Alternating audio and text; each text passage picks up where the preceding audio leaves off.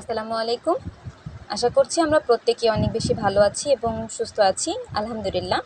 আপনাদের প্রত্যেককে ওয়েলকাম জানাচ্ছি আমাদের আজকে নতুন একটি টপিক নিয়ে নতুন একটি ভিডিওতে। আমরা মূলত ছিলাম মাইক্রোসফট অফিসের যে সিরিজ, আলহামদুলিল্লাহ আমরা সেই সিরিজের এমএস ওয়ার্ড এবং এক্সেলের যে বিষয়গুলো ছিল সেগুলো কমপ্লিট করতে পেরেছি ইতিমধ্যে। তো আজকে আমরা জানবো মাইক্রোসফট অফিসের আরও একটি ইম্পর্ট্যান্ট অ্যাপস, সেটা হচ্ছে মাইক্রোসফট পাওয়ার পয়েন্ট। তো পাওয়ার পয়েন্ট নিয়ে কিভাবে আমরা ফোনের মাধ্যমে একটা প্রেজেন্টেশন তৈরি করতে পারি, এই বিষয়গুলোই হচ্ছে আমাদের আজকের মূল আলোচ্য বিষয়। তো চলুন আর কথা না বাড়িয়ে আমরা সরাসরি হচ্ছে আমাদের মূল যে বিষয় সেই বিষয়ে চলে যাই। তো আমরা আমাদের ফোন থেকে চলে যাব সরাসরি হচ্ছে এমএস পাওয়ার পয়েন্টে। আমরা অলরেডি এমএস পাওয়ার পয়েন্ট আমাদের ফোনে ইনস্টল করেছি এবং ইনস্টল করার পরবর্তীতে কীভাবে কানেক্ট করতে হয় এই বিষয়টাও দেখেছি। সেমভাবে আমাদের যে এখানে যে ইন্টারফেসটা রয়েছে, ইন্টারফেসটা হচ্ছে ব্ল্যাক। আমরা চাইলে এটাকে চেঞ্জ করতে পারি। কিভাবে চেঞ্জ করব? আমার যে এখানে নামের পাশে রিসেন্টের পাশে যে এইচ সার্কেলের মধ্যে যে এইচ রয়েছে, এইচে ক্লিক করব। এইচে ক্লিক করার পর এখান থেকে সেটিংসে চলে যাব। সেটিংসে যাওয়ার পর এখান থেকে থিমে চলে যাব। থিমে যাওয়ার পর এখান থেকে লাইট থিমটা গট ইট। এখানে এটা করার পর এটা অলরেডি এখন দেখা যাচ্ছে যে না, এটা তো হয়নি, কিভাবে হবে? তো বের হয়ে সুন্দর করে হচ্ছে একটা ফোনটাকে রিফ্রেশ করব। রিফ্রেশ করে আবার হচ্ছে সেম পাওয়ার পয়েন্ট অ্যাপসে চলে আসবো। তো অলরেডি এটা কিন্তু থিমটা চেঞ্জ হয়ে গিয়েছে। এর পরবর্তীতে আমাদের কাজ কি? আমরা যেহেতু নতুনভাবে কাজ করব, তাহলে আজকে যেহেতু এমএস পাওয়ার পয়েন্ট নিয়ে প্রথম ভিডিও, তো সেই ক্ষেত্রে হচ্ছে আমরা প্রথম ভিডিওতে দেখব এমএস পাওয়ার পয়েন্টের কোথায় কোন টপিক বা কোথায় কোন বিষয়গুলো রয়েছে। তো আমরা এখানে হচ্ছে সরাসরি হচ্ছে প্লাস অপশনে ক্লিক করব। প্লাস অপশনে ক্লিক করার পর আমরা এখান থেকে হচ্ছে একটা ব্ল্যাঙ্ক পেজে ক্লিক করব। তো ট্রাই আউটলাইন ভিউ, তো এখান থেকে হচ্ছে আমি দিব হচ্ছে নো থ্যাঙ্কসে ক্লিক করব। দেন হচ্ছে তারা সরাসরি হচ্ছে আমাকে এখানে পাওয়ার পয়েন্টের যে বিষয়টা রয়েছে এখানে নিয়ে চলে এসেছে। তো এর পরবর্তীতে হচ্ছে আমরা এখান থেকে গট ইটে ক্লিক করব। গট ইটে ক্লিক করব। তো এখন আমরা হচ্ছে যেহেতু প্রথম দিন হচ্ছে আমরা দেখব কোথায় কোন অ্যাপস বা কোথায় কোন বিষয়গুলো রয়েছে। সেমভাবে পাওয়ার পয়েন্ট এই যে থিম, এগুলোর মেইন একটা মজার বিষয় হচ্ছে প্রত্যেকটা জায়গায় সেমই বিষয়গুলো থাকে। যেমন ওয়ার্ড, এক্সেল, যেখানে যে বিষয়গুলো আমরা দেখেছিলাম সেম, এখানেও সেম বিষয়গুলো। যেমন এখানে এরপরে যেই প্লাস চিহ্নটা রয়েছে, এখান থেকে হচ্ছে আমরা হোমের যে কাজগুলো করতে পারবো। এখন প্রশ্ন আসছে, এগুলো তো সব ভিজিবল কেন হচ্ছে না? কারণ আমি এখানে কোনো কিছু এখন পর্যন্ত লিখিনি, তার জন্য। তো এর পরবর্তীতে এখানে হচ্ছে অপশন, তারপর এখানে যে টিভির মতন একটা অপশন রয়েছে, এই টিভি অপশনটা হচ্ছে স্লাইড শো করার জন্য 3 ডট। আমি চাইলে এখান থেকে নিউ স্লাইড নিতে পারি। এর পরবর্তীতে হচ্ছে শেয়ার করতে পারি, সেভ করতে পারি, যেভাবেই চাই সেভাবেই এখান থেকে আমি কাজগুলো করতে পারি। তো এখানে আরেকটা মূল বিষয় রয়েছে যে এখান থেকে আমি যদি চাই কিভাবে কাজ করব। এখানে নিচে দেখুন অনেকগুলো বিষয় রয়েছে। এটা হচ্ছে প্রথম বিষয়, যেটা হচ্ছে লেআউট। আমি চাইলে এখান থেকে লেআউটগুলো চেঞ্জ করতে পারি। এর পরবর্তীতে এখান থেকে পরের যে ধাপ, সেটা হচ্ছে আমি চাইলে নিউ একটা স্লাইড নিতে পারি। এটা হচ্ছে নিউ স্লাইড। এর পরবর্তীতে আমরা হচ্ছে এটা হচ্ছে কমেন্টের একটা বিষয়, কমেন্ট। ওকে।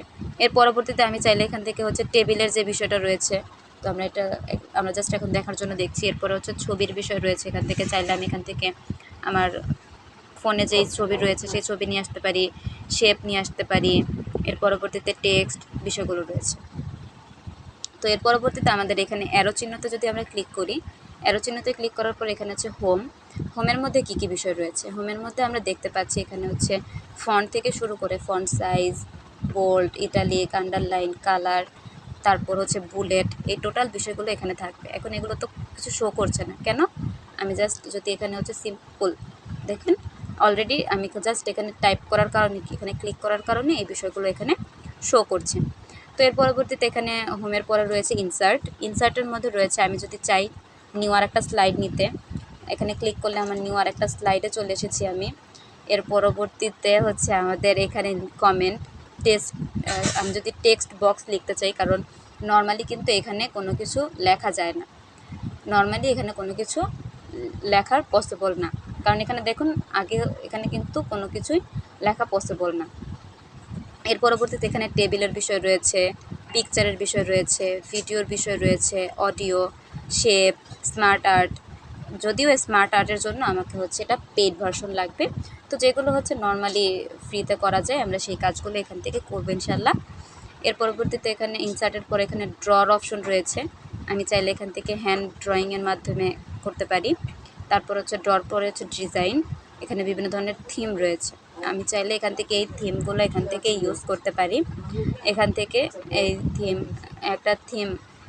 এই থিমগুলো হচ্ছে এখান থেকে ব্যবহার করতে পারি, বিভিন্ন ধরনের থিম। যদি আমি একটা থিম এখান থেকে ইউজ করি, যেমন এখানে সাপোজ হচ্ছে এই থিমটা আমি এখান থেকে নিচ্ছি, তো এটা কিন্তু অলরেডি আমাদের এই থিমটা কিন্তু এখানে শো করছে। আমি যদি এটাকে একটু ছোটো করি, ছোটো করলে দেখা যাবে অলরেডি আমাদের এখানে কিন্তু এই থিম দেখা যাচ্ছে। আমি চাইলে এটা হচ্ছে আবার আন্ডুতে ক্লিক করে আগের অবস্থানে ফিরে যেতে পারি।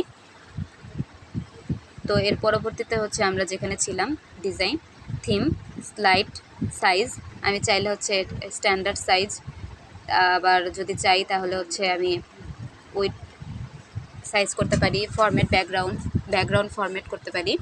এই কাজগুলো হচ্ছে ইনশাল্লাহ আমরা এখান থেকে করতে পারবো। এছাড়াও আমাদের যে আরও বিষয়গুলো রয়েছে যদি আমরা দেখি, ডিজাইনের পরবর্তীতে রয়েছে হচ্ছে ট্রানজিশন হচ্ছে পাওয়ার পয়েন্টের ক্ষেত্রে সবথেকে ইম্পর্ট্যান্ট একটা বিষয়, কারণ যখনই আমি কোনো একটা প্রেজেন্টেশন তৈরি করি, প্রেজেন্টেশনগুলো যখন মুভ করে তখন বিষয়টা দেখতে আরও বেশি ভালো লাগে, সুন্দর লাগে। তো আমি হচ্ছে এই ক্ষেত্রে এই কাজটা এখান থেকে করতে পারি।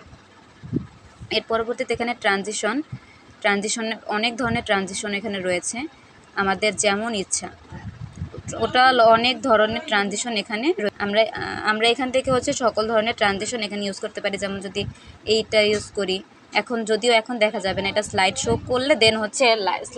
করলে এখন দেখা যাবে মূলত। এর পরবর্তীতে ট্রানজিশনের পরে এখানে রয়েছে অ্যানিমেশন, আমি চাইলে এখান থেকে অ্যানিমেশন দিতে পারি, তবে এগুলো শো করছে না কেন, কারণ সিলেক্ট করার পরে এগুলো শো করবে, নর্মাল বিষয়। এর পরবর্তীতে হচ্ছে স্লাইড শো, আমি যদি স্লাইড শো করতে চাই ফ্রম বিগিনিং, মানে আমি ফার্স্ট পেজ থেকে স্লাইড শো করতে চাচ্ছি, নাকি হচ্ছে আমি নর্মাল কারেন্ট যে স্লাইড শো আছে এটা থেকে করতে চাচ্ছি, এটা হচ্ছে এই বিষয়গুলো আমি এখান থেকে করতে পারি। তারপর হচ্ছে রিভিউর যে বিষয়টা রয়েছে, স্মার্ট লুকআপ, মানে অনেক বিষয় এখান থেকে রয়েছে, ভিউ অপশন রয়েছে, ডিরেকশনের যে বিষয়টা। এরপর হচ্ছে শেপ, আমি চাইলে এখান থেকে বিভিন্ন ধরনের শেপ ইউজ করতে পারি, insert, shape, style, fill, outline, arrange, এই টোটাল বিষয়গুলো আমি এখান থেকে খুব সুন্দর করে করতে পারি।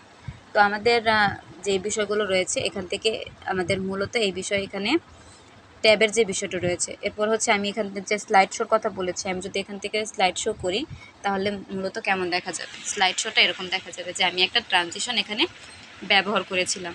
তো চেঞ্জ করতে গেলে আমি জাস্ট নর্মালি হচ্ছে এখানে স্ক্রিনে ক্লিক করলেই হয়ে যাবে, এটা হচ্ছে আবার পুনরায় চলে এসেছে। তো মূলত আমাদের যে এখানে যে কাজগুলো রয়েছে, আমি এখান থেকে যদি আরও নিউ স্লাইড নিতে চাই তাহলে নিউ স্লাইড আমি কোথা থেকে নিব, নিউ স্লাইড নেওয়ার জন্য হচ্ছে আমাদের এখানে যে প্লাস অপশনটা রয়েছে, এই প্লাস অপশনে ক্লিক করলে আমি কিন্তু এখান থেকে নিউ স্লাইড, আমার যত ইচ্ছা যতগুলো প্রয়োজন আমি ততগুলো নিউ স্লাইড কিন্তু এখান থেকে নিতে পারবো। তো এই ছিল আমাদের যাবতীয় যে বিষয়গুলো। চাইলে এখান থেকে হচ্ছে এখানে আমি টেক্সট এখান থেকে লিখতে পারি, হাই, হ্যালো, এই বিষয়গুলো হচ্ছে আমরা এখান থেকে দিতে পারি। পাশাপাশি এখান থেকে হচ্ছে নোট করার একটা বিষয় আছে, ফাইন্ড করার একটা বিষয় আছে, চাইলে কোনো একটা বিষয় আমরা এখান থেকে ফাইন্ড করতে পারি। লেআউট চেঞ্জ করতে পারি, যেমন এটা হচ্ছে টাইটেল স্লাইড, যখন আমার কোনো কিছু টাইটেল লেখার প্রয়োজন হয় তখন আমি এই লেআউটটা ইউজ করতে পারি। পরবর্তীতে আমার যদি মনে হয় যে না আমি হচ্ছে সেকশন বা একসাথে টু কন্টেন্ট টাইপ করতে চাচ্ছি তখন এটা দিতে পারি। এরপর হচ্ছে টাইটেল অনলি, শুধুমাত্র টাইটেলটা থাকবে, এটা দিতে পারি, মানে আমাদের ইচ্ছা মতো যখন যেটা প্রয়োজন। আবার যদি মনে হয় যে না আমি হচ্ছে একটা ছবি দিব আর একটা লেখা দিব, তো এইভাবেই কাজটা করতে পারি। আবার মনে হলে না আমার হচ্ছে একটা ব্ল্যাঙ্ক পেজ হলেই এনাফ, আমি এখানে ব্ল্যাঙ্ক পেজও নিতে পারি। তো আমাদের আজকের যে ভিডিওর যে টপিকটা ছিল, এই টপিকটা মূলত এতটুকু পর্যন্তই ছিল। আপনাদের প্রত্যেককে অনেক বেশি ধন্যবাদ আমাদের আজকের যে পাওয়ার পয়েন্টের যে বেসিক বিষয়গুলো ছিল সেই ভিডিওটা শুরু থেকে শেষ পর্যন্ত এত মনোযোগী হয়ে দেখার জন্য। এবং আমি বিশ্বাস করি আজকের পর থেকে আপনাদের আর পাওয়ার পয়েন্ট নিয়ে কোনো প্রবলেম হবে না, যে পাওয়ার পয়েন্টের কোথায় কোন বিষয়টা রয়েছে এবং কোথায় কিভাবে কাজগুলো করা পসিবল হয়। তো আজকের এই ভিডিওটা এই পর্যন্তই। সকলকে অনেক বেশি ধন্যবাদ। আমরা নেক্সট আরেকটা ভিডিও নিয়ে আসবো কিভাবে এই বিষয়গুলো দিয়ে কাজ করা যায়, ইমপ্লিমেন্ট করা যায়। তো প্রত্যেককে অনেক বেশি ধন্যবাদ। ভালো থাকবেন, সুস্থ থাকবেন। আল্লাহ হাফিজ। আসসালামু আলাইকুম।